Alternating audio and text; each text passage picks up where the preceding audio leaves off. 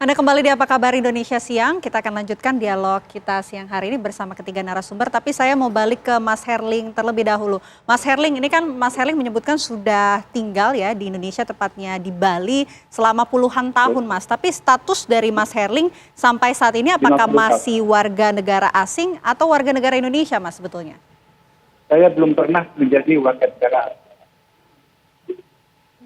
Jadi warga negara Indonesia ya, Mas ya? Ya, jadinya kakek saya tahun 45 diberikan paspor di Belanda karena itu hari kemerdekaan RI. Dalam paspor tersebut ada 4 anak termasuk istri dan salah satu anak itu adalah bapak saya. Dan dari situ waktu saya masih kecil termasuk paspor bapak saya yang WNI dan sampai hari ini WNI, dan sejak itu ya saya menanjur dapat KTP dan lain-lain dan belum pernah menjadi status warga negara asing.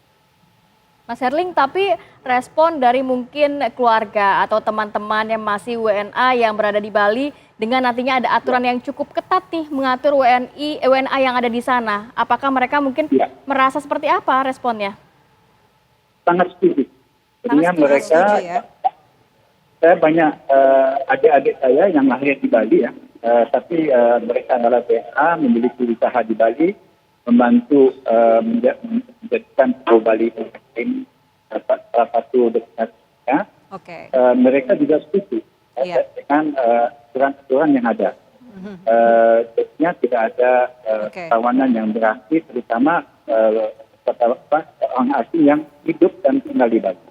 Baik, saya mau ke Pak Anggiat. Pak Anggiat, tadi Anda mengatakan ada beberapa pelanggaran, salah satunya adalah penyalahgunaan izin tinggal, bahkan justru bekerja dan mencari kehidupan dan juga mencari makan lah ibaratnya di Pulau Dewata Bali. Nah, nantinya akan seperti apa untuk turis-turis yang seperti ini, Pak Anggiat?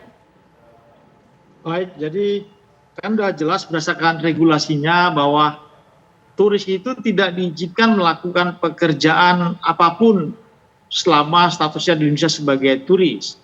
Kalau memang mereka bertemu atau kita ketahui pasti akan dikenai tindakan administratif keimigrasian, ya finalnya dalam bentuk deportasi. Bagi warga negara asing, kalau ingin bekerja di Indonesia semua sudah ada koridornya, tentunya mendapat izin kerja dari kementerian terkait, mau jadi investor juga demikian. Jadi kalau memang sebagai turis, ya berwisata saja. Demikian.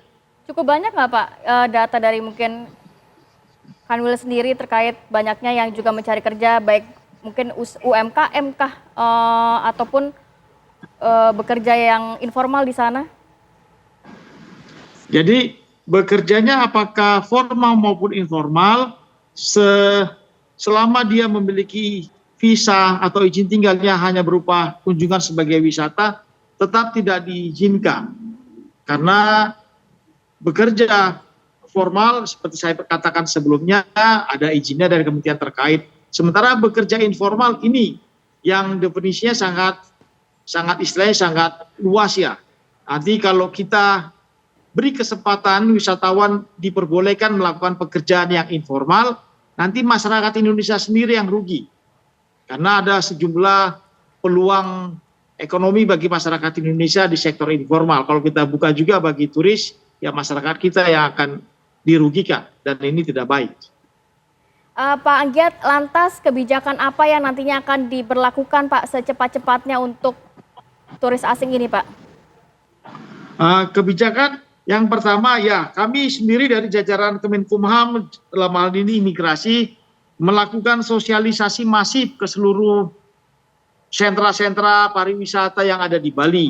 Kami mengingatkan apa izin dan apa yang boleh dan tidaknya sebagai wisatawan asing.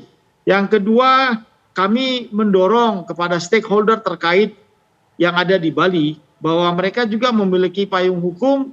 Ayo lakukan sosialisasi yang sama agar turis-turis itu juga jangan kita take it for granted bahwa mereka tahu regulasi semuanya. Kita juga harus sosialisasi mana yang do-don't-nya. Dan yang ketiga, ya kita berkolaborasi akan melakukan operasi bersama sehingga nantinya ada frekuensi penertiban yang tidak seperti waktu-waktu sebelumnya. Oke, itu saran dari yang nanti akan diterapkan ya dari Kak Kanwil. Saya mau ke Bu Yuanita, ini saran dari apa menurut Anda atas peristiwa ini agar warga negara asing ini tidak akan mengulangi kesalahan yang melanggar aturan yang sudah ditetapkan di Bali. Saran apa yang bisa Anda berikan?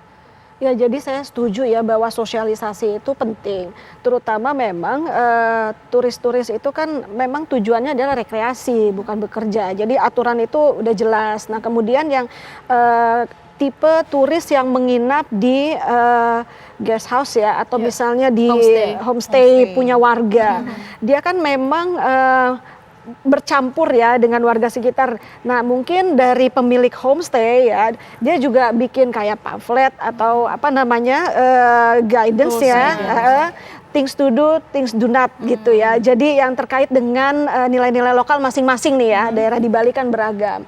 Jadi seenggaknya mereka juga dapat sosialisasi tersebut. Oke. Baik, terima kasih banyak Ibu Yuanita, terima kasih banyak Pak Agita juga Mas Herling, terima kasih banyak atas waktunya di Apa Kabar Indonesia siang hari ini.